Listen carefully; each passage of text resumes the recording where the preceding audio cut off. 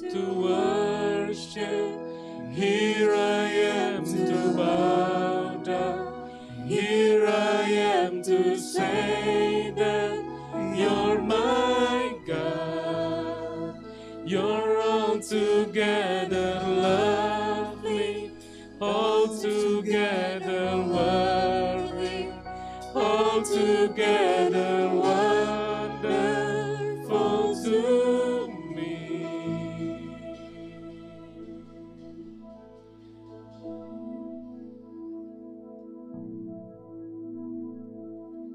Tuhan Yesus, kami datang kepadamu ya Tuhan, dengan apa adanya ya Tuhan, dengan segenap diri kami ya Tuhan, di hadapan-Mu ya Tuhan. Kami bukan apa-apa ya Tuhan tanpa Engkau Tuhan, kami nothing tanpa Engkau Tuhan. Biar Engkau sendiri ya Tuhan yang dimuliakan dari hidup kami ya Tuhan. Biar Engkau sendiri ya Tuhan yang ditinggikan dari hidup kami ya Tuhan. Biar kami ya Tuhan miliki sikap sebagai hamba ya Tuhan, yang mau taat dan setia kepadamu sampai garis akhir Tuhan. Biar hidup kami ya Tuhan menjadi penyembahan ya Tuhan dan dupa yang harum di hadapan-Mu ya Tuhan Yesus. Terima kasih Tuhan atas setiap kesempatan yang Kau berikan Tuhan. Kau selidiki Tuhan setiap hati kami yang paling dalam ya Tuhan. Biar Kau celikkan mata kami ya Tuhan. Biar hidup kami hanya tertuju kepadamu ya Tuhan Yesus. Terima kasih Tuhan, kami serahkan sepanjang acara ini ke dalam tangan-Mu ya Tuhan Yesus. Biar Engkau sempurnakan Tuhan. Biar apapun yang disampaikan oleh hamba-Mu ya Tuhan, biar berasal daripada-Mu saja ya Tuhan Yesus. Kami serahkan semuanya ya Tuhan ke dalam tangan-Mu ya Tuhan Yesus. Hanya di dalam nama Tuhan Yesus kami berdoa menjawab syukur. Amin.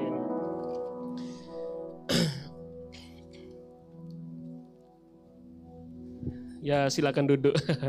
Shalom saudara-saudara yang terkasih dalam Tuhan. Sudah lama kita tidak jumpa, maupun yang offline maupun online. Welcome home. Ya, selamat datang kembali di Rise, selamat datang kembali di ibadah Rise yang perdana ini. Jadi kita sudah lama tidak jumpa, kita sudah lama tidak bertemu. Kakak juga kangen sama kalian gitu.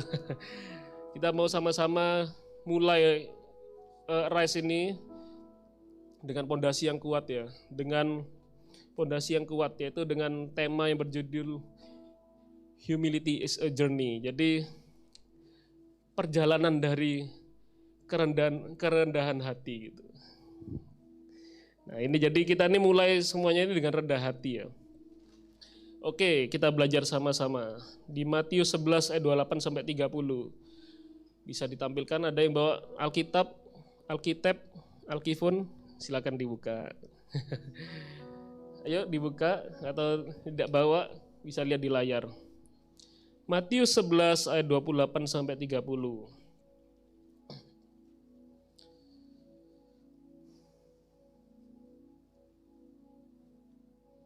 Sudah? Belum? Oke, sudah, angkat tangan. Oke, mari kita baca sama-sama ya. 1, 2, 3. Marilah kepadaku, akan memberi kelegaan kepadamu. Next, pikulah kuk yang kupasang dan belajarlah padaku, karena aku lemah lembut dan rendah hati, dan jiwamu akan mendapat ketenangan. Next, sebab kuk yang kupasang itu enak dan bebanku pun ringan. Jadi Tuhan berkata bahwa marilah kepadaku, marilah datang kepadaku nak gitu.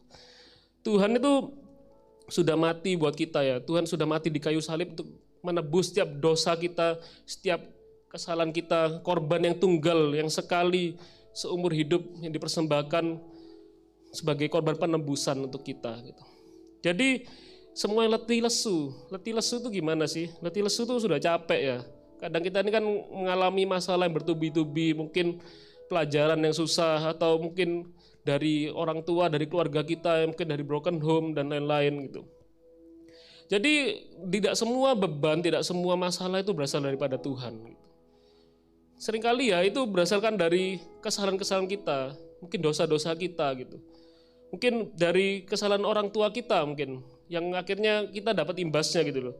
Kita akhirnya merasakan kesusahan gitu, karena perbuatan mungkin orang tua kita yang kurang baik atau gimana, sehingga akhirnya kita dapat imbasnya. Mungkin orang tua kita pernah judi atau suka pukul dan lain-lain gitu, yang akhirnya memberikan imbas pada kita, luka hati gitu. Sehingga apa? Ya jadi masalah-masalah dalam keluarga gitu, yang bertubi-tubi datang gitu. Dan juga mungkin dia juga masalah pekerjaan dan lain-lain. Nah, Tuhan ini, dan kemudian juga dan beban berat. Jadi kita merasa bahwa apa yang kita pikul ini berat sekali gitu. Kok kita menjalani hidup ini kok kerasa berat itu. Maksudnya pekerjaannya berat, mungkin tekanan dari bos, atau mungkin tekanan dari klien, atau mungkin dari guru kita menuntut, atau orang tua kita, orang tua rohani kita menuntut kita untuk lebih baik lagi gitu. Nah, dan Tuhan ini berjanji apa? Aku akan memberikan kelegaan kepadamu. Jadi kelegaan tuh lega gitu. Jadi begini ya. Jadi setiap beban berat yang kita alami, setiap masalah yang kita alami, ayo Tuhan ajak datang kepadaku nak gitu. Datang padaku. Aku akan peluk satu-satu gitu. Aku akan lepaskan satu-satu setiap bebanmu gitu. Setiap masalahmu, mungkin setiap kutuk dari orang tua, aku akan bebaskan semuanya gitu. Mungkin karena dosa, kesalahan kita yang lama, kita mungkin dengan kekuatan kita sendiri ya menjalani hidup. Ayo datang kepadaku gitu. Kamu tidak perlu pakai kekuatanmu sendiri gitu. Kamu tidak perlu menjalani hidupmu itu sendiri. Kamu tidak perlu fight sendiri di kehidupanmu gitu. Tapi ayo datang pada Tuhan. Tuhan mau peluk kamu gitu. Tuhan mau berikan kelegaan pada kita gitu. Dan kemudian pikulah kuk yang kupasang dan belajarlah padaku, karena aku lemah lembut dan rendah hati, dan jiwamu akan mendapat ketenangan. Kuk itu gimana sih? Kuk itu kayak seperti kayu ya, balok kayu itu kemudian itu ada kayak ditaruh di ini ya, di tengkuknya sapi ini. Dan kuk ini juga ada yang untuk satu sapi, ada yang untuk dua gitu. Nah itu kita belajar bahwa kuk ini pikulah kuk yang kupasang. Jadi bukan kuk, bukan beban yang apa yang dengan kekuatan kita sendiri dan lain-lain ya. Tapi Tuhan itu memberikan kuk yang dipasang oleh Tuhan gitu. Dan dipasang ini kalau kita belajar ya, kalau lembu itu dipasang kuk, dia biasanya itu dipasangkan dengan yang sudah berpengalaman untuk belajar. Jadi supaya apa ya? Supaya kalau kita menarik mata bajak kan untuk membajak sawah gitu kan. Kan berat kan ya. Dan juga tanahnya kan juga tanah liat dan lain-lain. Kalau banter-banter kan kepelecok apa keseleo gitu ya. Nah, itu dan kemudian tidak terarah gitu kan. Kalau yang baru ya tidak ngerti. Pokoknya aku pengen cepat selesai kok berasa berat gitu. Kok kayak bingung sendiri gitu. Menjalani hidup nih bingung sendiri. Lembu nih bingung sendiri kan jadi stres kan. Nah, harus belajar dengan yang sudah berpengalaman. Dan yang berpengalaman itu siapa? Tuhan itu sendiri gitu. Jadi kita itu tidak memikul beban kita sendiri gitu. Jadi kita tidak menjalani hidup ini sendiri. Ayo gitu. Belajar dari Tuhan. Belajar untuk apa? Rendah hati. Rendah hati itu gimana sih? Lemah lembut dan rendah hati. Lemah lembut itu mau diajar, mau diproses, mau untuk dibentuk gitu. Mau menerima teguran gitu. Dan kemudian rendah hati. Rendah hati itu ada implikasinya. Jadi prakteknya itu kita akan mengalami kerendahan hatian. Kerendahan hatian itu apa sih? Ketika kita sudah achieve semua, kita sudah diangkat oleh Tuhan, apakah hati kita tetap rendah hati di hadapan Tuhan? Atau kita jadi sombong? Atau kita merasa bahwa oh, apa yang aku lakukan ini kekuatanku, ini karena jerih payahku, ini karena ide-ideku, ini karena strategiku sehingga aku mungkin bisa berhasil mungkin dalam diterima di pekerjaan, atau mungkin kita jadi sukses ya, punya usaha yang sukses. Itu seringkali kita lupa tuh, kayak kacang lupa kulit ya. Jadi kita ini lupa bahwa dari mana kita tuh diambil itu. Siapa yang ngangkat kita? Kalau bukan Tuhan yang ngangkat kita, kalau bukan Tuhan yang narik kita, siapa kita gitu. Dan Tuhan berkata bahwa sebab kuk yang kupasang tuh enak dan bebanku pun ringan gitu. Jadi ketika kita menjalani hari-hari dengan semua beban ini, ayo letakkan di hadapan Tuhan, Tuhan mau pasang kuk yang dari Tuhan gitu. Kuk yang dari Tuhan itu apa sih? Tanggung jawab yang dari Tuhan. Seperti pekerjaan, pelayanan, dan lain-lain. Itu semua dari Tuhan gitu. Jadi bukan dari kekuatan kita sendiri, bukan dari dosa kita, bukan dari setiap masalah kita, tapi dari Tuhan sendiri. Dan apa? Enak dan ringan itu. Jadi tidak dipikul sendiri gitu loh. Jadi kita bersama dengan Tuhan yang memikul bersama dengan kita setiap beban kita. Amin. Ya. Kita belajar dulu lemah lembut dan rendah hati. Kita belajar dari seorang tokoh ya di Alkitab. Di 2 Tawarik 26 ayat yang pertama. Mulai ayat pertama. Ya, kita belajar dari namanya Uzia. Ya, oke. Ya, ini sudah muncul di layar. Kita baca sama-sama ya. 1, 2, 3. Segenap bangsa Yehuda mengambil Uzia yang masih berumur 16 tahun dan menobatkan dia menjadi raja menggantikan ayahnya Amazia. Next. Ia memperkuat Elot dan mengembalikannya kepada Yehuda. Sudah raja mendapat perhentian bersama-sama dengan nenek moyangnya. Oke. Uzia berumur 16 tahun pada waktu ia menjadi raja dan 52 tahun lamanya memerintah di Yerusalem. Nama ibunya ialah Yekolia dari Yerusalem. Oke. Ia melakukan apa yang benar di mata Tuhan, tepat seperti yang dilakukan Amazia ayahnya. Oke, next. Ia mencari Allah selama hidup Zakaria yang mengajarnya supaya takut akan Allah. Dan selama ia mencari Tuhan, Allah membuat segala usahanya berhasil. Oke, sampai di sini dulu. Jadi ini anak anak bau kencur ya. Masih umur 16 tahun, maksudnya kan ya orang-orang bukan sering kali menyepelekan ya. Kamu masih muda, kamu bisa apa sih? Pengetahuanmu cetek gitu, terbatas gitu. Kamu masih tidak punya pengalaman diangkat jadi raja gitu. Nah, ini kan umur 16 tahun kan, diangkat jadi raja gitu. Dan ketika dia dikatakan bahwa dia tuh dinobatkan jadi raja dan dia tuh di bawah bimbingan namanya Zakaria. Zakaria itu adalah seorang nabi ya. Dan dia kan kita juga ada di Alkitab kan ada kitab Zakaria juga kan. Ya, ini ditulis oleh Zakaria ini. Dan ketika dia masih muda, tidak berpengalaman, dia itu ya ini namanya anak kan enggak tahu apa-apa ya. Kalau diajari kan mau gitu, mau diajar. Dia diajar sesuai dengan firman Tuhan, sesuai dengan Taurat gitu ya. Dan hingga akhirnya dia tuh takut akan Tuhan. Hatinya tuh takut akan Tuhan, memiliki gentar dengan Tuhan gitu. Dan kemudian selama ia mencari Tuhan, Allah membuat segala usahanya berhasil. Jadi ketika dia mau diajar, dia mau rendah hati, dia mau lemah lembut, mau diproses, mau dibentuk gitu loh. Dengan perantara Zakaria yang merupakan ya ini ya pembimbing rohani lah anggapan istilahnya gitu. Dia itu jadi membuat segala usahanya berhasil gitu. Kita lihat dulu ya, next. Lanjut. Maka majulah ia berperang melawan orang-orang Filistin dan membongkar tembok Gad, Yabne dan Asdod lalu mendirikan kota-kota di sekitar Asdod dan di lain-lain wilayah orang Filistin. Next. Allah menolongnya terhadap orang Filistin dan terhadap orang Arab yang tinggal di Gurbaal dan terhadap orang Meunim. Jadi Tuhan memberikan kemenangan kepada dia. Jadi dalam peperangan yang dia lakukan dengan orang Filistin dengan umur usia yang muda masih, dia tuh bisa menang gitu loh. Karena Tuhan yang menolong gitu. Allah menolongnya kan terhadap orang Filistin.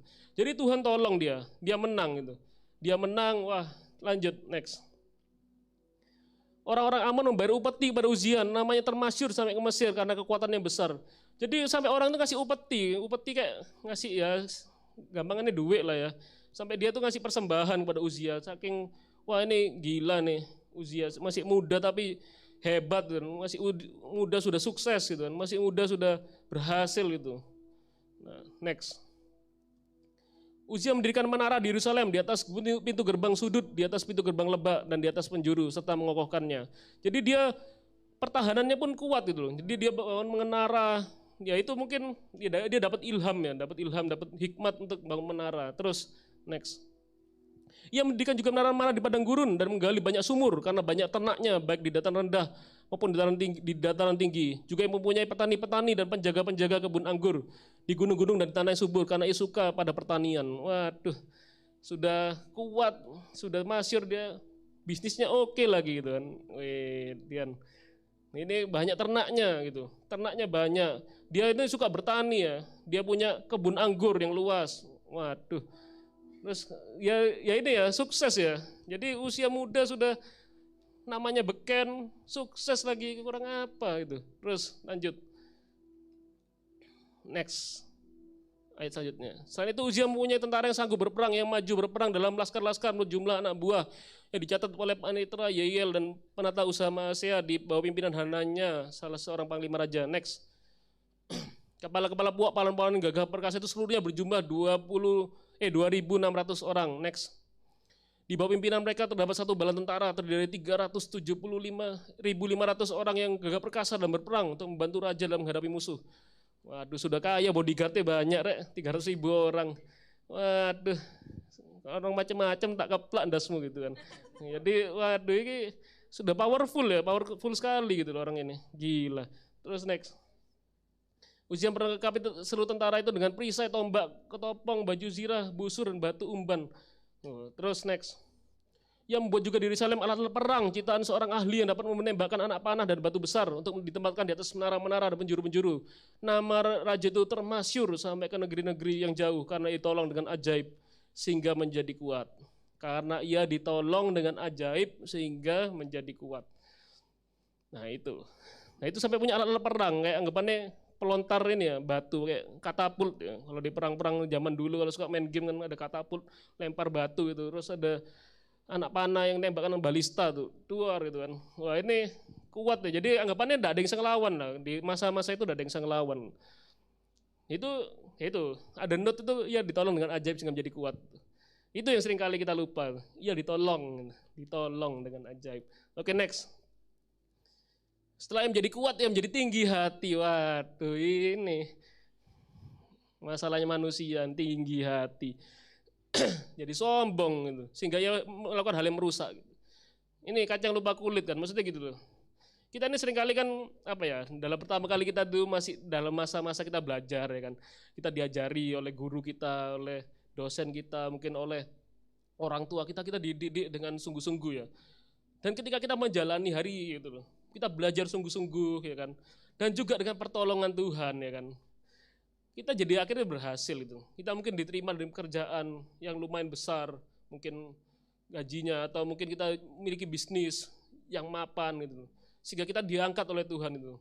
Tapi apa yang kita lakukan bahwa kita tuh sering kali mikir, ini loh karena aku gitu loh, karena aku yang kerja keras gitu loh. Ini karena strategiku, karena strateginya Uzia gitu loh.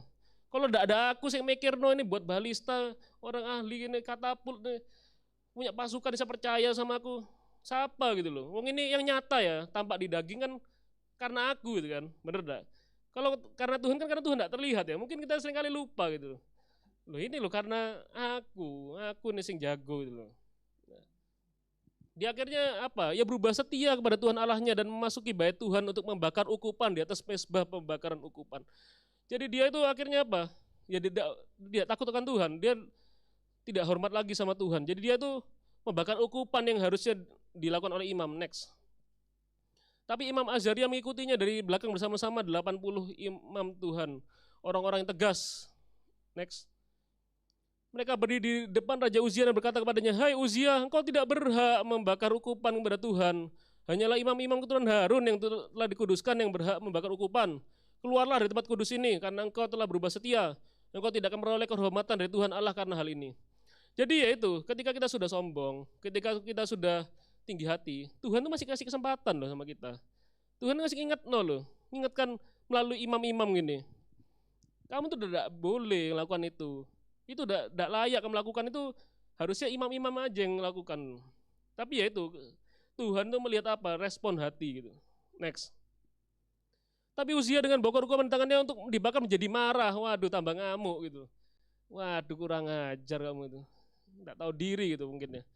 Sementara amarahnya meluap terhadap imam, timbullah penyakit kusta pada dahinya di hadapan para imam di rumah Tuhan dekat mezbah pembakaran ukupan.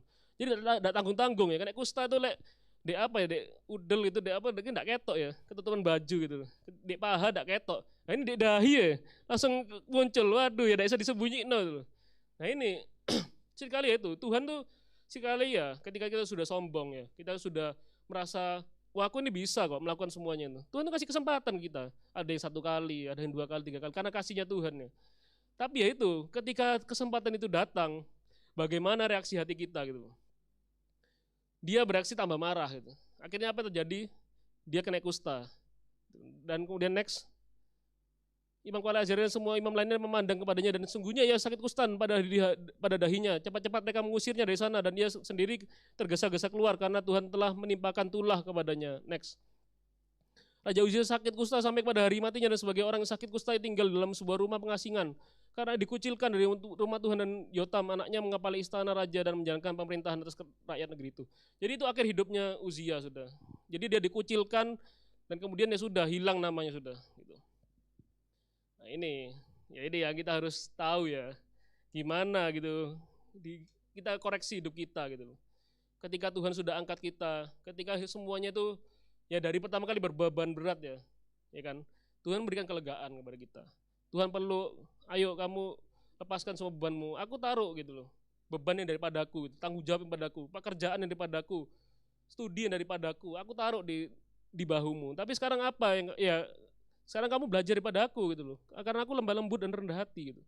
Dan ketika kita bicara tentang lembu ya, lembu kan menarik mata bajak gitu. Itu bicarakan ladang sawah. Ladang itu mungkin kita bisa artikan bahwa itu adalah suatu pekerjaan, suatu studi, suatu hal yang membuat kita bisa ini ya, bisa sukses ya. Maksudnya kan itu kan suatu pekerjaan kan. Dan di mana lembu itu kan juga bekerja kan. Lembunya juga dia kan bekerja. Kan harus kerja keras juga kan narik bajak walaupun dia ada berdua lembunya tapi dia tetap harus bekerja. Jadi ketika kita jalanin kehidupan, ketika kita sudah serahkan kepada Tuhan dan Tuhan tolong, kita akan diangkat oleh Tuhan. Karena apa ya? Kita sambil bersama dengan Tuhan, sambil membaca gitu. Sambil kita juga dipercayakan oleh Tuhan lebih lagi dalam pelayanan, dalam usaha dan lain-lain.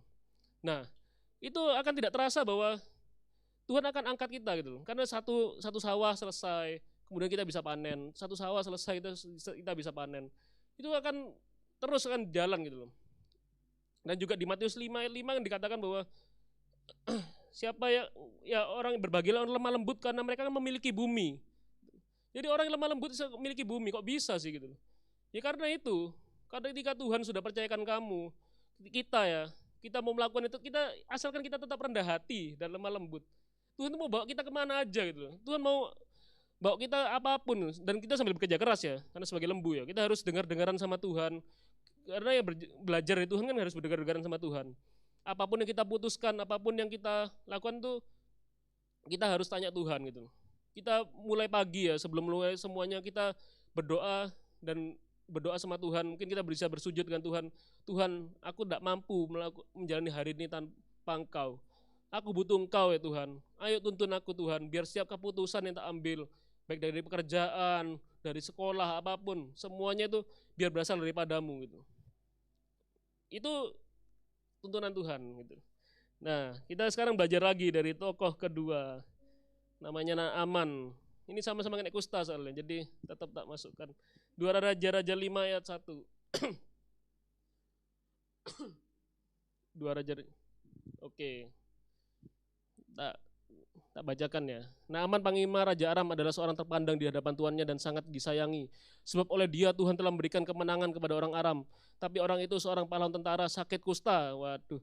Ya jadi dia itu panglima kesayangannya Raja Aram. Dan dia juga ini apa? Sebab oleh dia Tuhan telah memberikan kemenangan kepada orang Aram. Jadi peperangan yang dilakukan ya oleh orang Aram ini dia bisa menang karena Tuhan gitu. Karena Tuhan yang memberikan kemenangan, betul ya.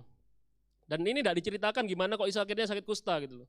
Mungkin dia juga sombong kayak Uzia, enggak tahu. Tapi akhirnya pokoknya intinya sakit kusta gitu loh. Next. Orang Aram pernah keluar bergerombolan dan membawa tertawan seorang anak perempuan dari negeri Israel yang menjadi pelayan pada istri Naaman. Jadi dia itu membawa ini ya, habis perang sama Israel kan Israel jadi jajahannya. Dan kemudian dia membawa anak perempuan yang jadi budak. Next. Yang budaknya istrinya. Berkata gadis itu kepada nyonyanya, sekiranya Tuanku menghadap nabi yang di Samaria itu, maka tentulah nabi itu akan menyembuhkan dia dari penyakitnya. Nah ini diuji hati Naaman gitu. Nah ujian ini ya sama seperti ya Uzia yang alami ya gitu. Apa reaksi hati kita tuh? Ternyata dia rendah hati, dia mau ikut saran dari seorang budak ya. Walaupun dia ini panglima gitu. Dia punya kuasa tapi dia mau, ya udahlah aku mau coba gitu. Next. Lalu pergilah Naaman memberitahukan kepada tuannya, katanya, begini-beginilah dikatakan oleh gadis yang dari negeri Israel itu. Next. Maka jawab Raja Aram, baik pergilah dan aku akan mengirim suatu surat kepada Raja Israel. Lalu pergilah Naaman dan membawa sebagai persembahan 10 talenta perak dan 6.000 sikal emas dan 10 potong pakaian. Jadi dia ini minta tolong raja kan, dia kesayangan ya, dia pakai koneksinya. Raja tolonglah kirimkan ke Israel. Dia tidak langsung ke nabinya, dia melalui koneksinya dulu. Dia suruh Raja Israel yang ini. Dari Raja Aram disuruh perintah ke Raja Israel. Karena kan Israel kan waktu itu dijajah sama Aram. Oke, next. Ia menyampaikan surat itu kepada Raja Israel yang berbunyi, sesampai surat itu kepadamu, maklumkanlah kiranya bahwa aku menyuruh kepadamu Naaman pegawaiku supaya kau menyembuhkan dia dari penyakit kustanya. Next. Segera saudara Raja Israel membaca surat itu, dikoyakkan oleh pakaiannya serta berkata, Allahkah aku ini yang dapat mematikan dan menghidupkan sehingga orang ini mengirim pesan kepadaku supaya kesembuhan seorang dari penyakit kustanya. Tapi sesungguhnya perhatikanlah, dilihatlah yang mencari gara-gara terhadap aku. Jadi dia pakai koneksinya ke Raja Israel. Mungkin dia suruh sembuhno gitu loh. Sembuhno tolong Naaman iki gitu. Nah, dia mungkin nyuruh itu supaya tidak cuma satu nabi toh, tidak cuma nabi yang di Samaria di kota kecil itu, tapi semua nabi lah bisa dikumpulno di istana gitu loh. Jadi Naaman datang itu wis wah banyak nabi-nabi sudah gitu loh. Jadi kan enak gitu loh. Ringkes gitu kan, semua dicoba gimana caranya, tapi ya lihat dia Raja Israel nih ngomong aku tidak bisa nyembuhkan. Next. Saya sudah dengar Elisa abdi Allah itu bahwa Raja Israel mengoyakkan pakaiannya, dikirimkan pesan kepada Raja bunyinya, mengapa kau mengoyakkan pakaianmu, biarlah datang padaku supaya tahu bahwa ada seorang nabi di Israel. Jadi Naaman itu disarankan untuk langsung datang ke rumahnya si Elisa. Next. Kemudian datanglah Naaman dengan kuda dan kereta lalu berhenti di depan pintu rumah Elisa. Nah, jadi dia tuh walaupun disuruh ke rumah nabi kecil dia tetap datang. Itu ujian kedua dia lolos lah. Dia ya udahlah sudah di istana enggak apa-apa lah. Aku tak ke rumahnya lah, ngalah aku gitu. Next. Elisa menyuruh seorang suruhan kepadanya mengatakan pergilah mandi 7 kali dalam sungai Yordan maka tubuh makan pulih kembali sehingga kau menjadi tahir. Next. Tapi pergilah Naaman dengan gusar sambil berkata, aku sangka bahwa setidak-tidaknya datang keluar berdiri memanggil nama Tuhan Allahnya lalu menggerak-gerakkan tangannya di atas tempat penyakit itu dan dengan demikian menyembuhkan penyakit kustaku. Nah Naaman nih waduh mangkal kurang asem gitu. Kok aku ini sudah disuruh datang gitu kan, tidak mau nemui lagi gitu. Sombong ya paling gitu kan. Aku ini kon itu tak jajah wilayahmu, tak jajah be aku. Gitu. Aku ini panglima, kenapa tidak mau datang gitu. Dan kemudian dia juga setidaknya dia datang lah gitu loh. Ditumpang tangan diusap-usap minyak urapan apa gimana gitu loh supaya sembuh gitu loh, tapi tidak ada gitu loh, tidak dilakukan apa-apa, cuma disuruh aneh lagi. Next. Bukankah Abana dan Parpar sungai-sungai Damsyik lebih baik dari segala sungai di Israel? Bukankah aku dapat mandi di sana dan menjadi tahir, kemudian berpalingnya dan pergi dengan panas hati? Wah mangkel kok dikasih sungai Yordan yang kotor gitu loh, kok yang kotor, aku bisa mandi lebih yang sungai-sungai bersih, kenapa sih? Dia masih kedumel ya, dia masih kesombongannya keluar tuh. Kesombongannya tinggi hatinya masih keluar tuh. Dan kemudian next. Tapi pegawai-pegawainya datang mendekat serta berkata kepadanya, Bapak, seandainya Nabi itu menyuruh perkara yang sukar kepadamu, bukankah Bapak akan melakukannya? Apalagi sekarang ia hanya berkata kepada mandilah dan engkau akan jadi tahir. Nah ini diuji gitu loh, seperti Uzia yang diuji. Ketika dia ditegur, bagaimana respon hatinya? Apakah dia tetap nyombongkan hatinya? Kalau misalkan si Naaman ini kan bisa bilang juga, aku tidak mau, tidak percaya, aku cari nabi lain aja gitu. Kan bisa, dia kan bisa memilih kayak gitu kan. Dia bisa pakai koneksinya Raja Aram lagi mau cari nabi dimanapun bisa di wilayah Israel selain Elisa. Tapi apa respon hatinya? Oke, next. Maka turunlah ia memendangkan dirinya 7 kali dalam sungai Yordan sesuai dengan perkataan Abi Allah itu. Lalu pulihlah tubuhnya kembali seperti seorang anak dan ia menjadi tahir. Nah kita bisa lihat gitu loh. Ini adalah bukan upah ya, mesti mujizat dari kerendahan hati gitu. Dan ketika Naaman nih, ya sudahlah, aku mau tunduk gitu loh. Ini respon hatinya Naaman gitu. Ya sudah, aku mau ngalah, mesti aku mau coba itu. Jadi, ya itu hati kita tuh bagaimana gitu loh, ketika kita menjalani hidup. Gitu. Apakah kita bisa lemah lembut, gitu, mau diajar? Apakah kita masih bisa untuk dibentuk? Ketika kita masih mau dibentuk gitu. Ya ini Tuhan memberikan mujizat dari setiap permasalahan kita. Mungkin kita sekarang mengalami masalah ya di dalam hidup kita. Mungkin kita mengalami masalah dalam pekerjaan, mungkin dalam keluarga, dalam ekonomi, apapun lah. Apakah kita masih mau mengandalkan kekuatan kita? Apakah kita masih mau menggunakan koneksi kita? Apakah kita masih mau menggunakan mungkin uang kita ya? Apapun yang kita punya, apapun yang kita kuasai sekarang itu, untuk menyelesaikan masalah itu. Apakah kita memilih seperti itu? Atau apabila ada seseorang yang mungkin kita kalian anggap sepele lah gitu. Ya mungkin adik kalian yang masih kecil, atau mungkin pekerja rumah tangga kalian, atau mungkin satpam atau siapapun lah. Atau mungkin ketika kita ditegur sama orang tua kita, siapapun, bagaimana respon hati kita itu? Apakah kita mendengarkan dan bertanya kepada Tuhan apakah ini benar Tuhan, aku salah gini. Apakah kita masih mau merenungkan itu loh, masih memikir menerima masukan dari orang itu. Apakah kita bebal, maksudnya bukan bebal, maksudnya keras hati. Aku pakai caraku, aku pakai kekuatanku gitu. Terus tak bayar pakai uang, pakai ini, pakai ini, pakai ini. Itu bagaimana sikap hati kita gitu.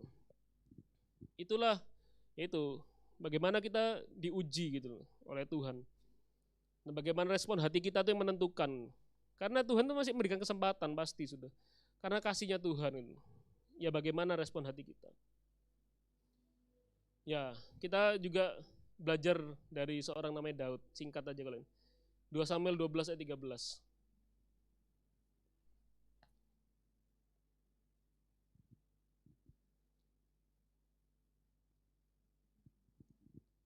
Oke, kita baca ya. Lalu berkatalah Daud kepada Nathan, aku sudah berdosa kepada Tuhan. Dan Nathan berkata kepada Daud, Tuhan telah menjauhkan dosamu itu, engkau tidak akan mati. Jadi ketika Daud ini mengambil istri orang ya, dari Uria. Jadi dia itu kan mengintip, kan ceritanya mengintip istrinya Uria, terus kemudian dia mensetubui istrinya Uria, dan kemudian Uria nih di planning sama dia gimana caranya supaya mati kan gitu, supaya diambil jadi istrinya. Itu kejam sekali itu. Nah, menurutku jahat sekali si Daud itu. Tapi apa responnya Daud ketika ditegur sama Nabi Nathan? Aku sudah berdosa kepada Tuhan. Itu yang Tuhan cari gitu. Ketika kita buat dosa, itu respon hati yang Tuhan cari. Aku tuh sudah berdosa Tuhan. Tuhan aku salah gitu loh. Aku salah. Itu yang Tuhan cari. Dan Tuhan berkata apa? Dan Nathan berkata kepada Daud, Tuhan telah menjauhkan dosamu itu, engkau tidak akan mati. Beda kan hasilnya. Gitu. Ketika Uzia tambah marah, tambah ngamuk, tambah kena kusta. Ini lebih fatal loh ini. Dia cuma bawa, bukan cuma, ya memang agak fatal ya, dia bawa ukupan ya. Ya harusnya dikejarkan oleh imam. Tapi kalau menurutku ya tidak sefatal ngambil istri orang terus bunuh suaminya kan gitu kan. Ya, kan? Ya itu pebinor ya. Daun pebinor. Itu lebih dosa itu. Waduh, mestubui padahal kurang ajar sih gitu. Tapi apa reaksinya apa ya? Yang berbeda, Tuhan telah menjauhkan dosamu itu gitu. Itu perbedaan jauh sekali itu. Tapi tetap ya, setiap dosa yang kita lakukan ya, setiap apapun yang kita lakukan kita harus bayar harganya gitu. Di dalam hidup Daud ini akhirnya ya ini apa, anaknya yang dengan Batsyeba ini kan mati kan. Dia walaupun dia sujud puasa gimana pun caranya tetap mati, karena itu adalah bayar harga. Dan kemudian bayar harganya yang lebih keras lagi, bahwa anak-anaknya itu akan bertengkar sendiri gitu. Dari Absalom dan lain-lain, waduh itu sudah saling bunuh-bunuhan kan. Ya itu memang tetap bayar harga. Tapi tetap kasih Tuhan tetap begitu besar sama Daud gitu. Karena Daud tuh respon hatinya baik gitu loh. Dan kita juga mundur sedikit ya di 2 Samuel 7 2 Samuel 7 ayat 18.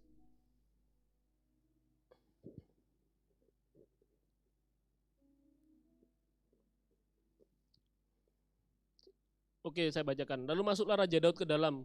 Kemudian duduklah ia di hadapan Tuhan sambil berkata, siapakah aku ini ya Tuhan Allah, dan siapakah keluargaku, sehingga engkau membawa aku sampai sedemikian ini? Ya ini di sini aja dulu. Nah ini respon hatinya Daud ya. Dia dari orang gembala domba yang disepelekan ya, anak bungsu. Ketika Samuel mengurapi, dia tidak diundang. Dia orang disepelekan sampai dia bisa diurapi jadi raja. Dia tetap tidak sombong, dia sampai bisa mengalahkan Goliat, dan kemudian dia dielu-elukan sampai akhirnya dijatuhkan lagi, dikejar-kejar kayak hewan buruan kan gitu kan. Sampai dikejar-kejar sama Saul. Ketika Saul di depan matanya tinggal ditusuk aja dia tidak mau gitu.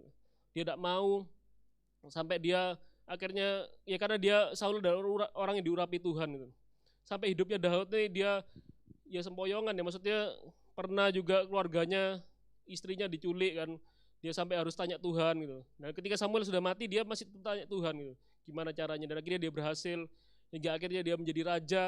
Bahkan ketika jadi raja pun dia menari, ketika bawa tabut dia menari-nari sambil telanjang kan gitu, sampai telanjang. Daud tuh orang yang sangat-sangat tahu diri. Dari mana dia diambil itu. Daud tuh orang yang sangat-sangat apa ya? Dia tahu Tuhan, kalau tanpa engkau tuh aku tidak bisa gitu loh. Tanpa engkau aku tidak akan bisa mengalahkan Goliat. Tanpa engkau aku tidak akan bisa sampai dapat kedudukan raja ini gitu. Daud tuh orang sangat tahu diri gitu. Dan bahkan sampai ya dia di kehidupan Daud ya, dia akhirnya dihianati sama anaknya sendiri Absalom, dia ngalah gitu kan. Dan akhirnya perang, akhirnya Daud kembali lagi menang kan gitu. Dan ketika di masa-masa tuanya Daud ya di hidupnya Daud ya Daud berkata ini, di masa maksudnya ya sudah dia kejayaannya. Siapakah aku ini ya Tuhan dan siapa keluargaku sehingga kau membawa aku sampai sedemikian ini.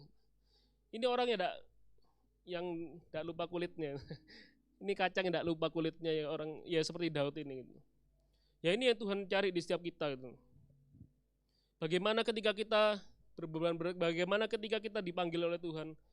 Apakah kita tetap setia? Apakah kita tetap berusaha untuk rendah hati gitu? Karena rendah hati itu arah ya, kayak GPS gitu loh. Kalau kalian sekarang pakai GPS ke Plaza Marina gitu kan, arahnya kemana? Gitu. Arahnya itu adalah kerendahan hati. Tujuannya apa? Tujuan itu destiny Tuhan taruh itu. Jadi kita tidak ada sampai kita sudah aku ini sudah rendah hati dan selamanya sampai kita mati akhirnya rendah hati enggak. Kerendahan hati itu kan diuji terus gitu. Itu karena arah gitu. Karena begitu Tuhan sayang sama kita gitu. Itu arah untuk apa yang Tuhan taruh, apa yang jadi blueprint Tuhan dalam hidup setiap kalian. Itu tujuannya. Tapi arahnya mau belok kanan, belok kiri itu adalah kerendahan hati ini. Maukah kita ini tetap terus berusaha belajar dengan tuntunan Tuhan rendah hati gitu. Karena Tuhan maulah kalian semua ini, setiap dari kalian nih berhasil, setiap dari kalian nih mendapatkan promosi, setiap dari kalian kaya, sukses dan lain-lain berkelimpahan. Tuhan tuh sangat mau, sangat rindu. Tapi Tuhan tuh lebih sayang sama jiwanya kita. Percuma kalian Tuhan lihat ya dengan penembusan dosanya, percuma kita diangkat sampai tinggi kalau akhirnya kita ini berpaling seperti Uzia dan akhirnya kita tidak masuk surga, tidak dalam Firdaus. Percuma gitu loh. Karena Tuhan lebih sayang sama jiwa kita gitu loh. Karena hidup kita lo sampai berapa tahun sih? Sampai 70, 80 tahun, 90 tahun, 100 tahun umur usia kita ini. Tapi kekekalan itu ada di sana, di surga atau di neraka pilihannya gitu.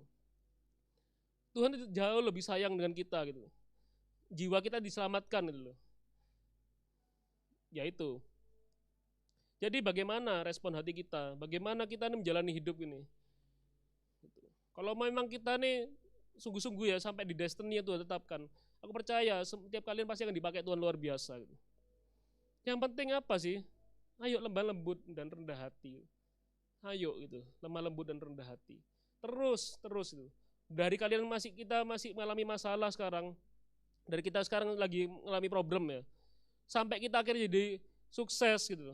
Kita tidak tahu sekarang kita ada di tahap mana, atau kita masih sekarang ini bergumul dengan masalah yang berat, atau kita lagi di pertengahan jalan, kita sudah masalah itu sudah berangsur pulih, kita mulai dari start nol, atau kita sudah di atas, kita di mana? Dan ini mungkin ya teguran juga itu, sebagai teguran, salah satu teguran buat kita. Gitu. Ya seperti ya ini apa Nathan menegur. Ya ini juga pedang bermata dua terhadap saya juga gitu. Bagaimana sekarang kita menjalani hidup? Apa kita mau tetap rendah hati gitu. Ya mari kita pejamkan mata dan kita sungguh koreksi hidup kita. Apakah kita sungguh-sungguh mau datang pada Tuhan? Setiap keletihan kita, semua beban berat, ayo datang kepadaku. Ketika kita sudah datang, apakah kita mau tetap rendah hati dan lemah lembut di hadapan Tuhan? Apakah kita mau diproses, ditegur, dimarahi mungkin kita mengalami fitnahan mungkin yang tidak berasal dari kita. Apakah kita mau tetap, ya Tuhan, aku mau taat padamu. Aku mau taat padamu. Mungkin itu menyakitkan ya, proses, bagian dari proses itu. Mungkin kita disalahkan orang, mungkin kita dihina yang tidak sesuai dengan apa kenyataannya. Tapi apakah kita mau tetap rendah hati gitu? Kita rendah hati mau tetap Tuhan, ampuni aku kalau aku salah, tetap koreksi diri kita terus.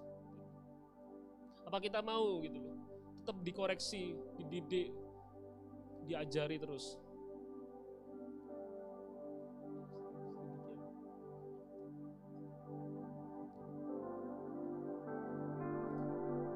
Selidiki aku lihat hatiku, apakah ku sungguh mengasihi Yesus, Kau yang Maha Tahu dan menilai hidupku, tak ada yang tersembunyi bagimu. Diki aku, lihat hatiku, apakah ku sungguh mengasihi Yesus, Kau yang Maha Tahu dan menilai hidupku, tak ada yang tersembunyi bagimu. Aku lihat kebaikan-Mu yang tak pernah habis di hidupku. Ku berjuang sampai akhirnya Kau dapati aku tetap setia. Mari kita koreksi hati kita.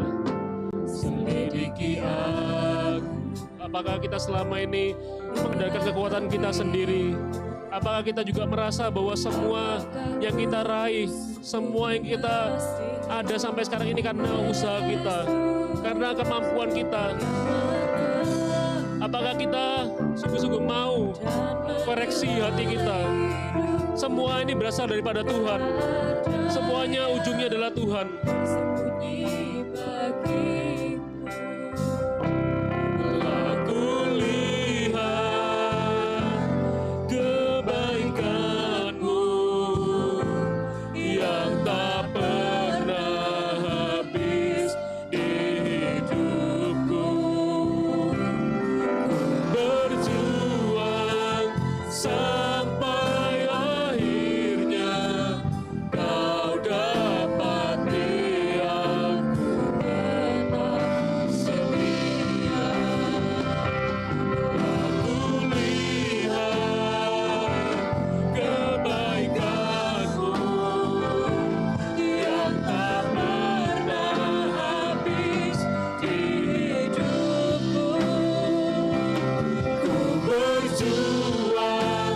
So